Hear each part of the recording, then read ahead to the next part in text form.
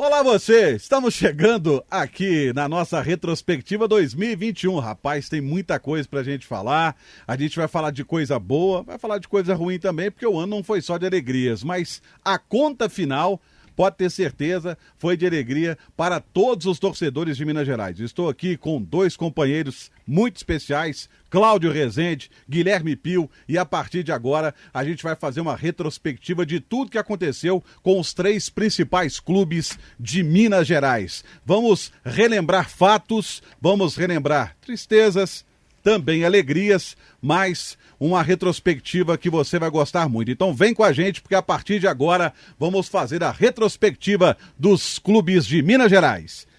E para começar, já de cara, temos o Cruzeiro completando 100 anos, centenário do Cruzeiro. Dos três grandes de Minas Gerais, foi o último a completar o centenário. O Atlético foi 2008, o América 2012 e esse ano o Cruzeiro. E apesar do Cruzeiro ter enfrentado a maior crise da sua história, encarando pela segunda vez uma Série B de Campeonato Brasileiro, o torcedor demonstrou seu amor à Raposa, festejou nas ruas de Belo Horizonte, tem camisa do centenário, enfim, o cruzeirense não abandonou o seu clube. É mais ou menos por aí que a gente pode fazer uma análise do início de 2021 do Cruzeiro, Pio?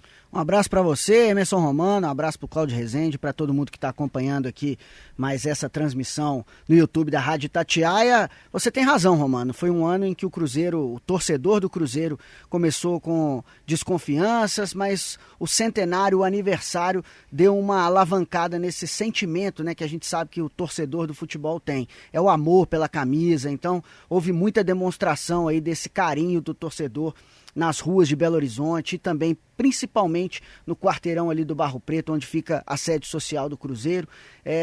Mensagens de apoio do torcedor, o apoio também nas redes sociais, aquelas frases de efeito, presenças, né, ilustres de torcedores que ficaram muito conhecidos, inclusive cito um aqui em especial, que era o meu amigo Pablito, que fazia um grande trabalho na torcida do Cruzeiro e que hoje lamentavelmente não está mais entre nós, né? Os sentimentos aqui, a família mais uma vez. O Pablito sempre fazia esse tipo de trabalho de mobilização da torcida. Cito o Pablito, mas outros também, torcedores do Cruzeiro, fizeram o mesmo e aí renovaram a esperança para um ano que se desenrolou também com muita dificuldade, né, Romano? Até chegar nos finalmente de 2021, que a gente vai falar sobre isso daqui a pouco. Pois é, e aí, um tempinho depois, 20 dias mais ou menos depois, o Atlético anunciou uma contratação que caiu como uma bomba no futebol brasileiro, que foi o Hulk, né, o principal jogador do futebol brasileiro, a gente pode dizer assim, de 2021.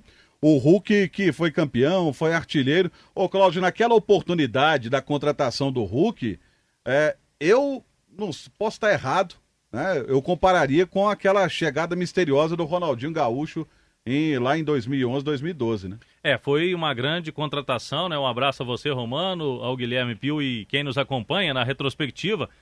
Foi uma contratação de impacto e também, pelo lado da desconfiança, parecido com o do Ronaldinho, né? Porque o Ronaldinho vinha naquela época muito mal, saiu do Flamengo, né? E não conseguiu render, não conseguiu jogar a bola que todo mundo esperava do Ronaldinho lá no Rio de Janeiro, mas veio para Belo Horizonte e depois se tornou um grande ídolo do Atlético, o personagem principal da Libertadores 2013. E o Hulk chegou ao Atlético com muita gente dizendo, principalmente da imprensa nacional, torcedores de outros clubes, que o Hulk era um jogador limitado, que já estava de idade, né, não conseguiria ter um desempenho aqui no Atlético. Muito foi questionado o Hulk, mas o torcedor do Galo abraçou ele desde o início. E ele sentiu isso e a gente viu um Hulk além do campo, né? Teve dificuldades no início, mas depois deslanchou e aí foi o grande nome do ano no futebol brasileiro.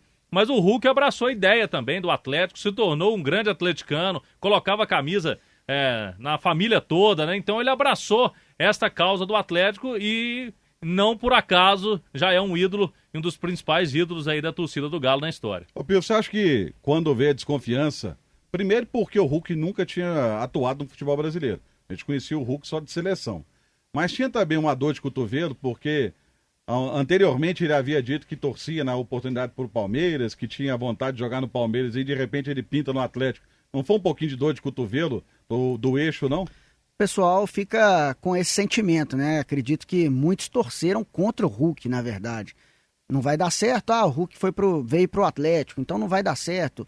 Preteriu o Palmeiras, mas na verdade a situação do futebol a gente sabe como que é, né? Apresentou uma proposta interessante, um projeto interessante, o Hulk acabou vindo para cá e deu muito certo, mostrando aí um futebol que de fato foi o melhor do Brasil em 2021. E depois disso, logo em fevereiro, assim, teve outra bomba no Atlético, que foi a contratação de um jogador que era considerado o grande cérebro do River Plate, daquele Marcelo Gadiardo, né? Que é a contratação do Nátio Fernandes. Muita gente não esperava e muita gente questionou também a contratação do Nátio por ser um jogador mais velho, né? Pela quantia que o Atlético pagou. Naquela oportunidade, foi outro jogador também com desconfiança. É o magrelinho das canelinhas finas, né? Que o próprio Fred, um vídeo que viralizou aí mais uma vez no começo desse ano, né? E ninguém olhava para ele, o próprio Palavras do Fred olhava para ele, não dava nada. E o cara, de fato, jogou muito com a camisa do River Plate, conquistou títulos importantes, veio pro Atlético, começou bem, né? E aí o Cláudio Rezende pode falar muito melhor do que eu. Depois teve uma queda de produção, mas de fato é um jogador interessante que pode render muito aí pro Atlético também. Foi outra bomba, né, Caio? Né? Foi uma grande contratação, né? O Atlético trouxe, naquele momento ali, o melhor meia do futebol sul-americano e que já estava em evidência no River Plate. E o Atlético investiu essa grana nele, Romano, aquele tipo de contratação. O Hulk, ele veio livre no mercado, né? Então, era uma oportunidade de mercado, você não tinha que pagar nada para tirá-lo de outro clube. No caso do Nátio, o Atlético teve que ir no River Plate, mas seduziu o jogador também, que já havia naquele momento uma possibilidade de jogar fora da Argentina, ele até então jogou só ali, e topou o desafio do Atlético, e realmente foi uma contratação de impacto pelos anos, né, que o River Plate esteve em evidência e ele era o cérebro do time, tanto que o apelido dele no Atlético, né, para a torcida do Galo é Cérebro. E foi realmente uma contratação, chegadas de Hulk e Nátio Fernandes. Eu acredito que ali no início do ano o Atlético já mudava de patamar em relação até ao cenário nacional. Vocês concordam que no dia 5 de março foi a mudança de patamar do Atlético porque aí chegou o Cuca para poder comandar? Até então o Atlético vinha de Jorge Sampaoli, aquele negócio todo, o argentino maluco vai, não vai, fica, não fica. Aquela mudança, essa mudança de patamar do time começou a partir de março com a chegada do Cuca? Sim, é uma grande contratação também. O Cuca, vale lembrar, era o atual vice-campeão da Libertadores, né? Com o Santos, tinha saído do Santos, perdeu aquela final para o Palmeiras. O Cuca, então, chega até com aquela relação de sentimento, né, que tem com o Atlético, né, Cláudio? Então, isso fez uma mobilização bem grande, principalmente do torcedor, né? Era o campeão da Libertadores que estava voltando alguns anos depois para continuar o projeto. O Sampaoli começou um projeto, né, interessante, o time do Atlético bateu na trave, ficou por 3 pontos e alguns gols ali de não ser o campeão brasileiro de 2020, com o Sampaoli. E com a chegada do Cuca. E esses jogadores que a gente citava há pouco, né, com o time encorpando, chegando o Hulk, Nátio Fernandes, e o Cuca teve dificuldades no início, né, Romano? A gente tem que lembrar isso aqui. O Cuca chegou a ser, daqui a pouco a gente vai falar de um outro assunto aí que pegou pro Cuca no início do trabalho dele, mas depois deslanchou, e aí o Atlético com o Cuca teve aí o maior ano da sua história, com 2 conquistas de títulos nacionais e o chamado triplete, né, com a Copa do Brasil, com o Brasileiro e com o Campeonato Mineiro também. Mas a gente tem que lembrar que a chegada do Cuca não foi tão suave, né? Tinha um rancor com relação àquele Mundial do Atlético de 2013, né? Que o Cuca acabou perdendo a mão ali, o Atlético perdendo o rumo. Tinha um caso do passado do Cuca também, né? Que o Cuca foi acusado, quando jogador do Grêmio, de um estupro, na época na Suíça, em Berna, na Suíça. Não foi tão suave assim a chegada do Cuca, não, né? Não foi, o Cuca realmente passou por problemas bem complicados. Até antes dessa polêmica toda envolvendo o passado do Cuca, o próprio Cuca passou pela situação de ser internado por conta da Covid, né? E aí ele ficou internado por conta de Covid, ainda nos tempos de Santos, e aí vem para o Atlético, passa por essa situação, aí depois ainda tem a situação que envolve a mãe dele, antes de vir para o Atlético, a mãe começando com esse problema da Covid, também ficou internada, entubada, então a vida do Cuca em 2021, ela saiu de uma situação bem complexa e problemática para o ápice e para o auge, né? Aí o Cuca viveu todos os tipos de emoções aí em 2021. E sabe o que é interessante no futebol? O futebol tem umas máximas que são, assim, sensacionais. Tem umas frases feitas, que é time que se ganha não se mexe. O famoso Neném Prancha dizia que se Concentração ganhasse jogo, o time do Presídio era campeão do mundo. Mas tem umas máximas que realmente acontecem, em clássicos principalmente, onde um time que está muito bem pega um time que está embaixo e o time de baixa acaba equivalendo. E no dia 11 de abril teve um clássico, Atlético e Cruzeiro, Cruzeiro e Atlético, que abriu um centenário dos clássicos, assim, do futebol mineiro. E o Cruzeiro acabou ganhando de um Atlético que tinha Hulk, que tinha Nacho, que tinha grandes nomes, com um gol do Ayrton. Que nem ficou que depois. Nem ficou no Cruzeiro depois, né? Mas o clássico tem isso, né? Tem uns jogadores que aparecem do nada, fazem gol em clássico, que são ovacionados e depois... Eu me lembro que tinha um atacante chamado Jason no Atlético, que substituiu o Reinaldo e acabou fazendo gol em clássico. E tantos outros clássicos, a gente tem sempre aquele jogador que aparece e depois não consegue se firmar. Mas esse clássico foi mais um nesse capítulo, né? O Cláudio também estava lá acompanhando o jogo, né? E realmente marca, né? Um jogador, o Ayrton, como a gente comentou aqui, nem ficou ao Cruzeiro, foi emprestado ao Ceará, deve retornar agora para essa temporada de 2022. Quem sabe pode até ser aproveitado no Cruzeiro, mas vai ficar marcado. No centenário do Cruzeiro, o Cruzeiro venceu o Atlético com o gol do Ayrton. E aí também, às vezes, pode ter sido um start para o Atlético retomar, né, Cláudio, o caminho aí de um bom futebol. Eu me lembro que esse foi o único clássico do ano, né? A gente costuma ter mais clássicos, né? Por conta dessa situação, um time na Série A, outro na Série B, depois nas finais também não se encontraram do Campeonato Estadual. Mas tem um detalhe aí que foi o seguinte, esse jogo, o torcedor do Atlético, até porque a gente vinha falando, o time havia sido o terceiro colocado do brasileiro, chegaram Hulk, Nacho, Cuca, o torcedor do Atlético foi com esperança de golear o Cruzeiro, né? Quem sabe devolver aquela goleada mais recente, do 6-1. O torcedor foi com esse sentimento, só que ali no clássico, Romano, as coisas são assim, né, Pio? O jogo não é aquela situação, um time no papel era bem melhor que o outro, mas o Cruzeiro fez uma estratégia de jogo melhor e eu concordo com o Pio. Ali acendeu um alerta no Atlético, porque perder um clássico desta forma, com o favoritismo que tinha o Galo, ali acendeu um alerta para o Galo, que começou ainda na primeira rodada da Libertadores, eu me lembro, tendo muitas dificuldades jogando na Venezuela. Ali o Cuca vinha tendo trabalho questionado, né? E depois daquilo, o Hulk, principalmente, né, encontrou o lugar dele junto com o Cuca, teve aquela desavença ali pública, né? O Hulk pedindo que precisava de mais minutos, precisava jogar mais. O Cuca contornou junto com a diretoria.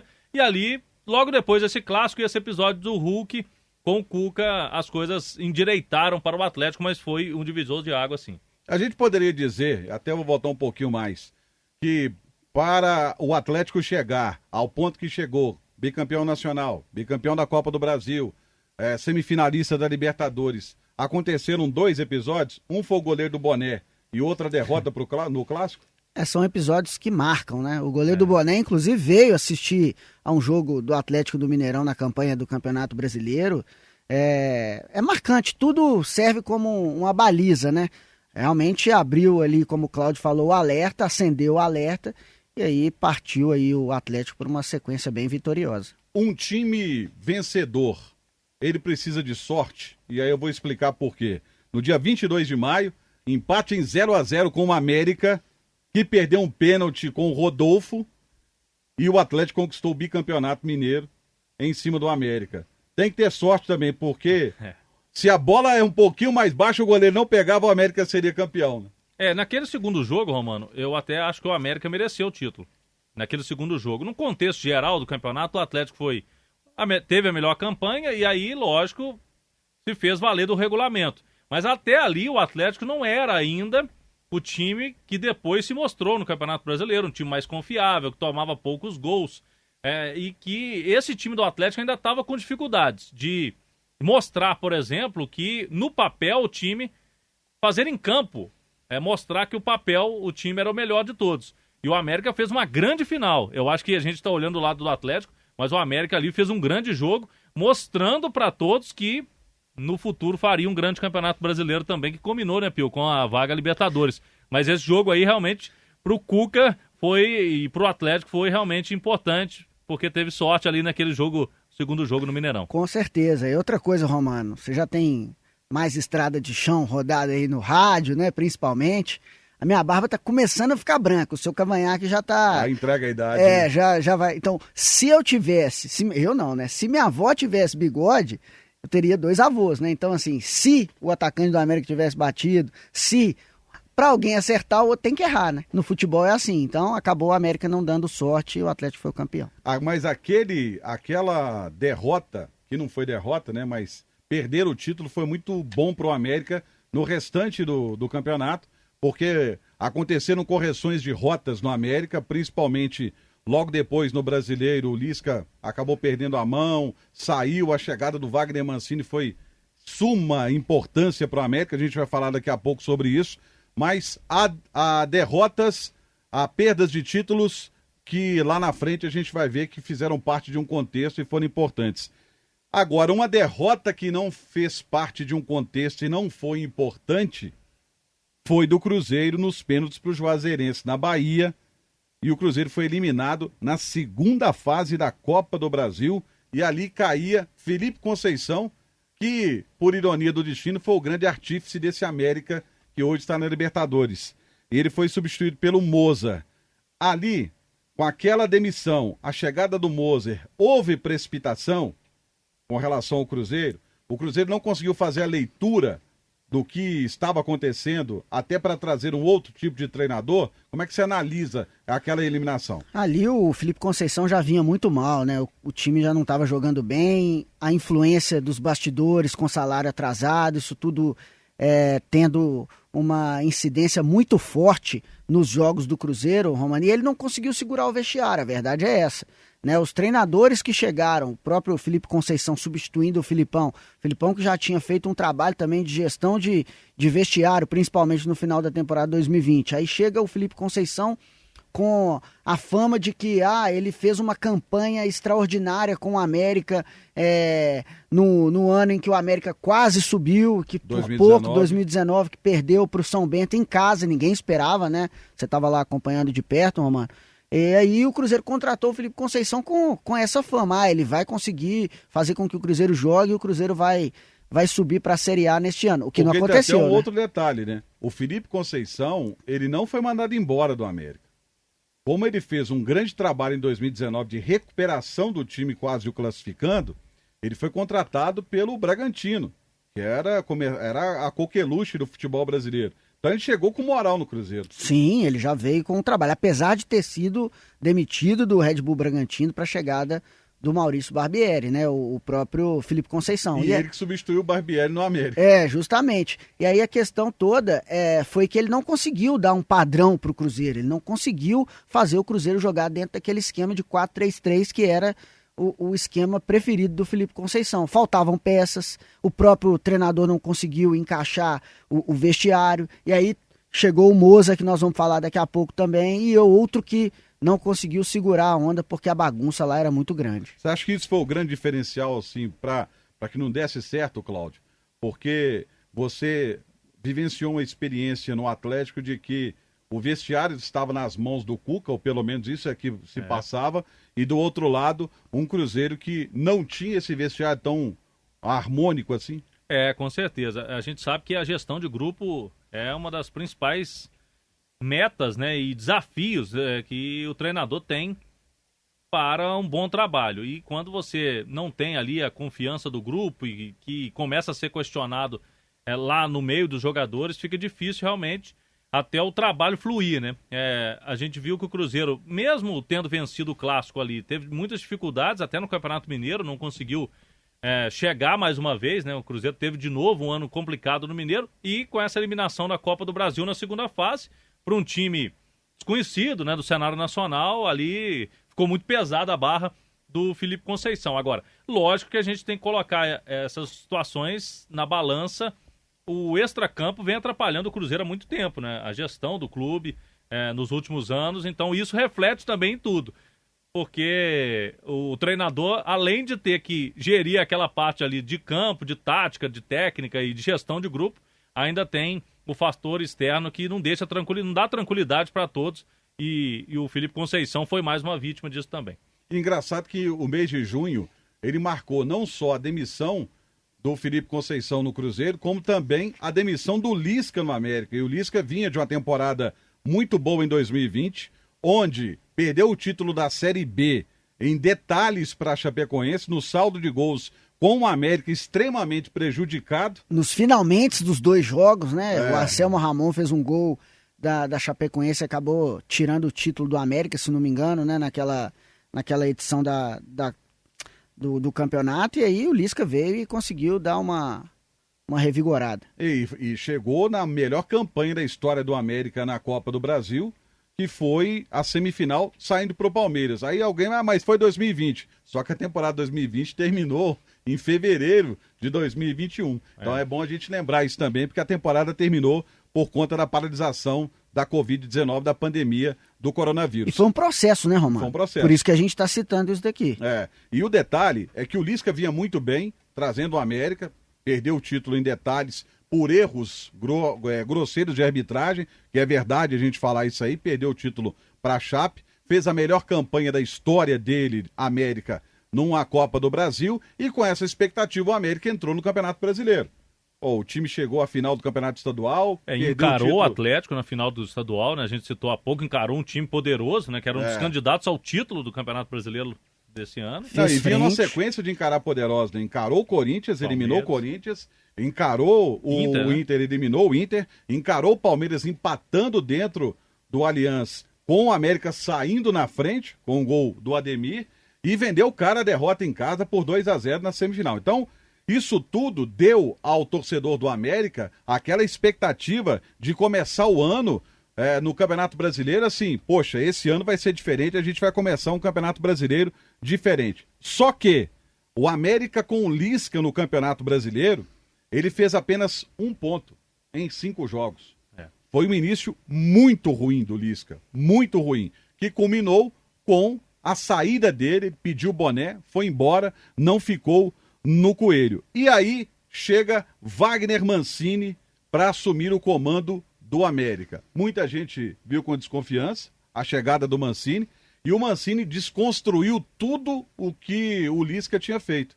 Porque o time do Lisca era um time muito agudo que tomava muitos gols. E ele começou a buscar um equilíbrio, mas que gerou uma desconfiança também, quando ele começou a mexer, né, no time do América, mexer no time demais. Vocês vão se lembrar disso, gerou uma desconfiança, né? Pegou zagueiro, colocou de volante, zagueiro. Menino da né, base. Da base. Descobriu outros jogadores que estavam não sendo aproveitados, como o próprio Fabrício Daniel, que foi ele, não foi, Romano, que deu a oportunidade, colocando para jogar.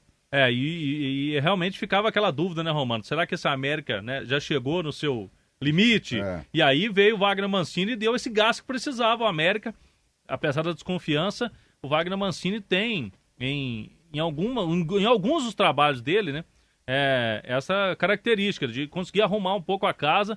Não tem assim um trabalho de tão longo prazo, né, nas equipes, tanto que depois ele mesmo deixou a América, e ali, para muitos, ele estaria arrependido, né, porque no final do ano ele terminou com o rebaixamento do Grêmio. Por isso que ele deu 2 alegrias pro americano, né? De um processo de retomada, aí ele saiu, o torcedor americano ficou meio chateado com ele, e quando ele cai com o Grêmio, o torcedor fica feliz 2 vezes, né? Muitos falaram que ele tinha traído o América, né? Então isso fica na simbologia do futebol. Eu acho que chamá-lo de traidor é até uma covardia. Faz parte, né? Do torcedor, né? Faz parte do mercado, né? E aí até pra gente analisar. Ele fez uma leitura correta do time do América quando ele percebeu que a lateral direita era deficitária, e aí buscou no mercado o Patrick. Ele viu que não tinha um volante que saberia sair para o jogo, pegou um zagueiro e buscou, vem cá, você vai jogar, já jogou? Já. No clássico contra o Atlético, ele lançou um menino de 20 anos, 19 anos, o Zé Vitor, jogando com 3 zagueiros. para tentar surpreender, e ele complicou a vida do Atlético Dificultou de novo. naquela oportunidade. Buscou o Zarate e quebrou um paradigma, porque o América tinha um negócio de não contratar jogador estrangeiro. Marcos Salum odiava. Depois do Sebastian Ciri, parece que virou um trauma, né? Na verdade, o maior trauma no América foi a contratação do Eisner Loboa em 2006. Veio passear em Belo Horizonte. A partir dali, fechou-se as portas para gringo. Ele foi lá e buscou o Zarate. Fez uma leitura do Zarate jogar como um pêndulo atrás dos atacantes. E retomou o futebol do Ademir. Então a gente não pode também falar que ele foi um traidor. E tem mais. Com o Wagner Mancini, o América, para se ter uma ideia, nos 10 primeiros jogos do campeonato do primeiro turno, o América havia conquistado 9 pontos. Nos 10 primeiros jogos do retorno foram 19 pontos. Ele fez 30 pontos comandando o América.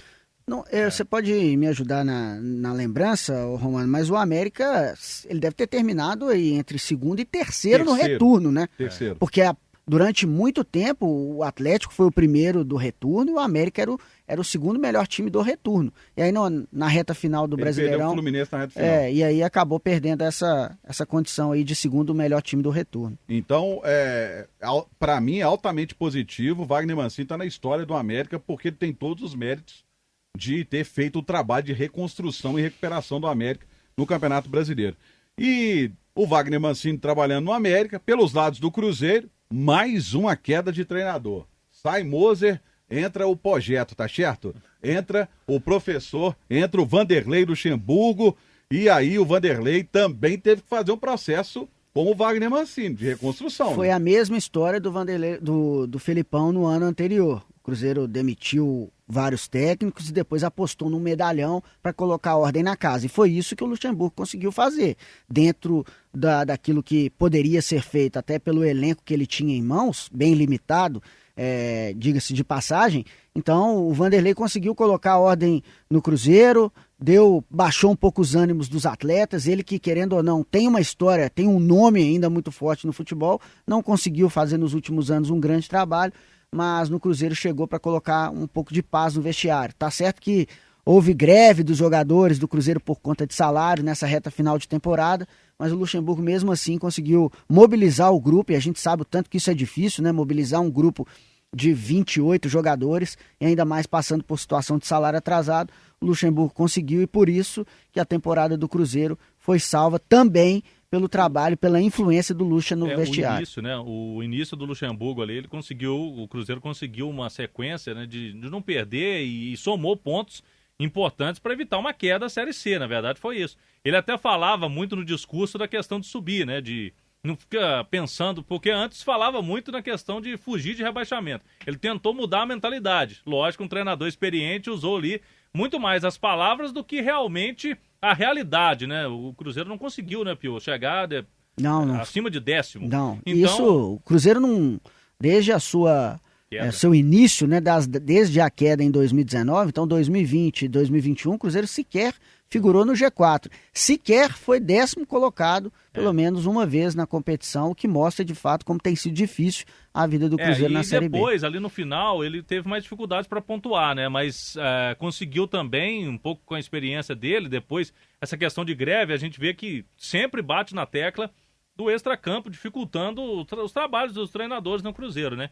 E o Luxemburgo, eu acredito que poderia, ele é muito questionado, que não é mais aquele Luxemburgo, poderia ter feito um trabalho até melhor. É difícil a gente avaliar isso, porque a bronca era muito grande ali, Romano. E ele conseguiu, dentro da medida do possível, pelo menos evitar o pior no Cruzeiro, e o time terminando a temporada mantido na Série B, e aí já projetando a questão da SAF, a questão de ter um 2022 melhor, que é o que o Cruzeiro, né, pela torcida que tem, pelo clube que precisa voltar ao cenário nacional como uma força. E realmente eu acredito que o Luxemburgo ali, como o Filipão no ano anterior, eles foram importantes sim para o Cruzeiro. E vale ressaltar também, Romano e Cláudio, o empenho do torcedor, né, que ficou bem marcado nessa reta final de temporada. O Vanderlei conseguiu resgatar isso também. Sim, o torcedor estava muito machucado, né? A questão de os estádios fechados também, a distância que o torcedor se manteve do clube em relação aos jogos. Então, vendo essa situação toda de longe, o torcedor do Cruzeiro ficou realmente muito machucado com isso. E aí depois, com a reabertura dos estádios, a potencialização de mais torcedores acompanharem os jogos pela diminuição dos números da pandemia, que a gente repete aqui, vamos manter ainda o cuidado, não acabou, usar máscara, nós estamos aqui no estúdio, todo mundo está vendo sem máscara, mas com distanciamento, com muito cuidado, e a gente precisa manter isso. E o torcedor no estádio atendeu ao chamado do Luxemburgo, principalmente dos jogadores, e o último jogo do Cruzeiro, com mais de 60 mil pessoas apoiando. O Cruzeiro, tá certo, empatou com o Náutico naquela última rodada, mas começou a dar um fio de esperança de que no ano seguinte as coisas poderiam ficar melhores, no caso 2022. E aí a gente vai entrar nesse assunto daqui a pouco, que com a chegada do Ronaldo, meio que deu uma assustada por conta das mexidas drásticas que estão acontecendo, mas o Cruzeiro reacendendo aí uma esperança para o torcedor no ano de 2022. Pois é, tá gostando aqui da nossa retrospectiva? Então faz o seguinte, dá um joinha aí, dá um like aí pra gente, porque a gente saber até mesmo ter esse feedback, ó, tá legal, a gente tá gostando muito, então dá seu joinha aí. E a gente, paralelo à situação do Cruzeiro e à situação do América, tinha um Atlético aí, o torcedor naquela expectativa, esse ano vai ser campeão, vai ser bicampeão, 50 anos depois vinha aquela expectativa e veio o dia 2 de dezembro, que vai ficar marcado na história de todo atleticano, porque uma virada, assim, sensacional, que ninguém esperava. E eu me lembro que às vésperas do jogo, o torcedor falando, poxa, mas esse Bahia é um asa negra no Atlético, e esse Gilberto ele vai fazer gol, porque ele sempre faz gol no Atlético. E veio uma virada, quando fez 2-0, Cláudio, confessa que você estava lá na Fonte Nova, 2-0, você pensou assim e ficou para a próxima rodada? Ali a gente já via que estava uma situação difícil, né? Porque o Bahia jogando também a vida dele para se manter na Série A, com o estádio lotado, e o Atlético em duas bobeiras, né? Em lances que o time, durante o Campeonato Brasileiro, normalmente não cometia erros daquela forma, uma bola de cruzamento, né, do primeiro gol, e depois o Gilberto fez gol, né? O Gilberto fez gol mesmo. Só que o Atlético conseguiu ali. Eu que estava no estádio, eu senti o seguinte: primeiro, 2-0, o Atlético com o Cuca fazendo algumas mudanças que inclusive deram certo, né? Mas naquela hora você achou que era malucas, né? Naquela hora... Mais uma lenda do futebol, hein? 2-0 é um placar perigoso. Mas ali o que aconteceu? O Bahia meio que não acreditou no que estava acontecendo, 2-0 no líder do campeonato, já o virtual campeão, ali o Atlético. E o Atlético depois tomou os 2-0, foi pra cima. Tava um respeitando muito o outro. Quando o Bahia fez os 2 gols, o Atlético foi pra cima. E numa noite inspiradíssima do Keno, né? Fazendo golaços. O Natan, meio-campista, entrou muito bem e o Atlético fez uma virada espetacular e deu um charme maior pro título, porque o torcedor estava só contando ali os dias, porque a vantagem era boa. E com uma virada daquelas, o torcedor do Galo já é acostumado, né, com esse tipo de emoção, com o Galo tudo difícil, sofrido. Com a virada daquela ficou o cenário perfeito para a conquista de um título quase 50 anos depois, e aí o torcedor atleticano ficou com a alma lavada e a gente viu festa em Belo Horizonte em alguns dias, mas foi uma festa que varou a madrugada. Né? Pio, eu acho que nem o mais criativo roteirista de Hollywood ia escrever um roteiro como esse do Atlético. Um jogo fora de casa, tomando 2-0, fazer a virada e conquistar um título que não via há 50 anos. Né? Placar perigoso, 2-0. Lembrando aqui, falando novamente, mas de fato foi uma virada impressionante, né? O Cláudio ressaltou aí a partida do Keno, ele foi muito feliz no jogo. Mas eu coloco um outro ali, o Sacha entrou bem também. Também, entrou muito bem. O elenco, né? Quando você tem um time que está encaixadinho, você pode colocar lá um perna de pau, não é o caso, que o perna de pau também vai conseguir fazer um bom trabalho. A gente já viu isso em outros clubes. Então, não estou citando jogador em específico, mas é porque estava muito azeitado o time do Cuca. Então, o jogo fluía e o Atlético conseguiu inverter a situação e caminhou para o título.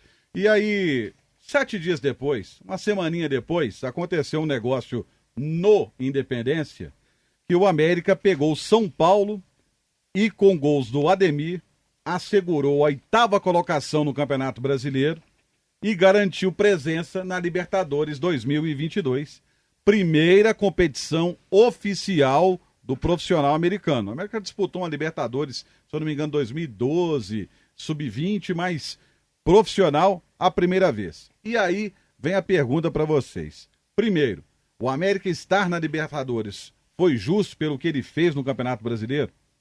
E a segunda pergunta, estamos vendo uma mudança de patamar no futebol brasileiro, uma mudança de clubes que são organizados hoje, que vão brigar realmente na parte de cima, e o futebol hoje não cabe mais aquele amadorismo que a gente via anos anteriores? Com certeza. Para mim, na sua primeira pergunta aí, justíssima a participação do América na Libertadores. Teve um time aí, você já citou o Wagner Mancini, e depois o Marquinhos Santos deu sequência ao trabalho, e o Ademir como protagonista, um time do América que muita gente do cenário nacional demorou para ver, né, que esse time do América teria chance de disputar uma Libertadores e deixar, por exemplo, fora. Você citou no jogo contra o São Paulo. Ele deixou o São Paulo fora, o Internacional não vai disputar a Libertadores. Então, grandes times do futebol brasileiro ficaram fora e o América tá lá. E tá lá por méritos. E não é só o América, né? Fortaleza tá lá, você falando aí de uma nova realidade. O Bragantino, então, são times que se organizaram, que têm uma gestão mais profissional e que está refletindo hoje, não é só camisa. Muitos times de camisa, a gente citou 2 aqui, que ficaram fora da Libertadores, porque não conseguiram fazer um bom ano, não conseguiram gerir bem a temporada, e o América está aí para mostrar, né? Quem sabe um 2022 com o time fazendo história na Libertadores, chegando à fase de grupos, por que não? E aí, lógico, isso tudo começa a ser um ciclo, né? O time começa a ganhar mais dinheiro, começa a poder investir mais, e aí é um ciclo muito importante. O América que vai virar também empresa, né? Com a SAF, e eu acho que o horizonte é muito interessante para o América, viu, Guilherme? É isso mesmo, foi merecidíssimo a campanha do América, é uma campanha de recuperação no Campeonato Brasileiro, deixou grandes clubes aí para trás. A gente está falando de São Paulo, que é já campeão mundial e campeão da Libertadores, Internacional, campeão mundial e campeão da Libertadores, então um feito Santos, histórico, não, próprio Santos. Santos. Na verdade, o América no campeonato inteiro só não conseguiu tirar ponto do Atlético, dos grandes. E o que mostra, né, que um trabalho bem feito, uma gestão profissional de fato, gera e rende frutos para os clubes. É o que deve ser de exemplo para o Cruzeiro, que a gente vai falar daqui a pouco, que também se tornou um clube empresa em votação no seu Conselho Deliberativo no dia 17 de dezembro, né, e aí aprovado com quase 96% de votação favorável a mudar o patamar de cessão das ações, né, o Cruzeiro que autorizava anteriormente a cessão de 49% do clube para investidores, e aí no Conselho Deliberativo ficou aprovado no dia 17 de dezembro que 90% poderia ser cedido. E aí no dia 18 veio a surpresa que abalou o mundo, né, Romano? Abalou o mundo, e aí é bom que você já introduziu no assunto, porque seria o seguinte: Ronaldo, simplesmente o fenômeno, é um investidor do Cruzeiro.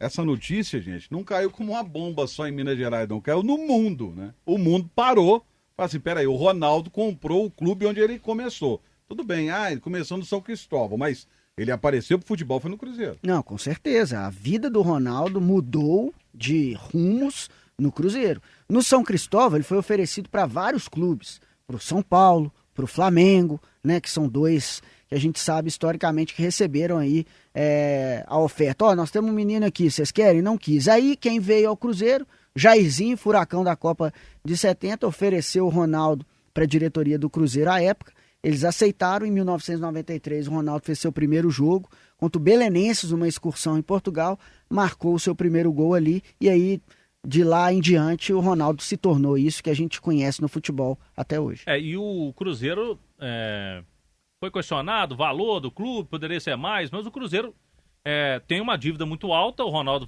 ele comprando o clube, ele fica com essa dívida também, né? Então ele tem isso como herança, e é um cara que dá um respaldo muito interessante para o Cruzeiro em nível nacional, mundial. Então dá esse resgate, o torcedor do Cruzeiro termina o ano com mais esperança de que, como empresa, né, o Cruzeiro estava gastando muito e sem resultado.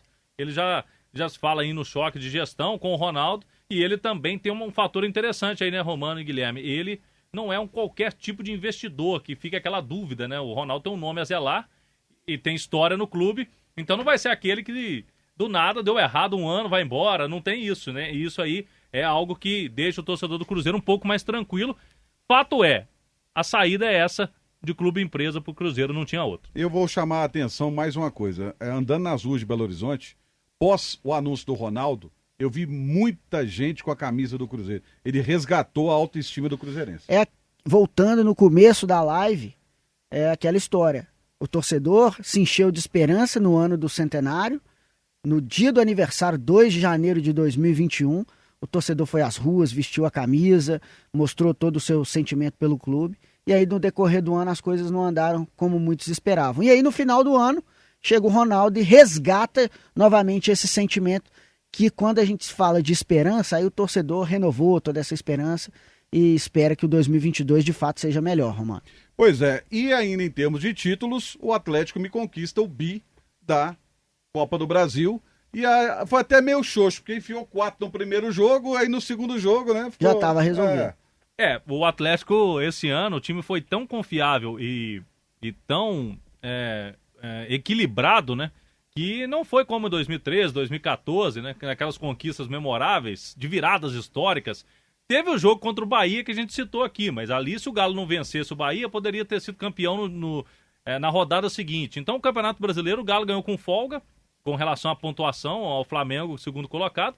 E na Copa do Brasil, quando veio o Atlético Paranaense na final, agora é o confronto do campeão brasileiro com o campeão da Sul-Americana. O Galo já fez 4-0 no primeiro jogo e já foi com uma tranquilidade tranquilo, né? Chegou para só confirmar o título na Arena da Baixada, que é um campo sempre difícil de você jogar, né? Se o Atlético fosse com uma vantagem menor, estava lotada a Arena da Baixada, o torcedor do Furacão acreditando mesmo naquele placar tão elástico, e o Galo fez um segundo jogo muito seguro também e sobrou na Copa do Brasil, né? Já tinha vencido o Fortaleza assim também por 4-0 no primeiro jogo, um título inquestionável do Galo na Copa do Brasil para coroar esse ano mágico para o torcedor atleticano. Pois é, agradecendo ao Guilherme Pio, agradecendo ao Cláudio Rezende, a você que nos acompanhou, dê seu like aí, seu joinha aí nesse nosso retrospectiva, né? Essa nossa retrospectiva. E com certeza a gente poderia fazer até uma perspectiva. Posso te dizer o seguinte, a perspectiva para 2022, ela é muito boa para o torcedor mineiro. Acompanhe no YouTube essa nossa live, acompanhe nas plataformas da Itatiaia o podcast e até uma próxima oportunidade. Até lá.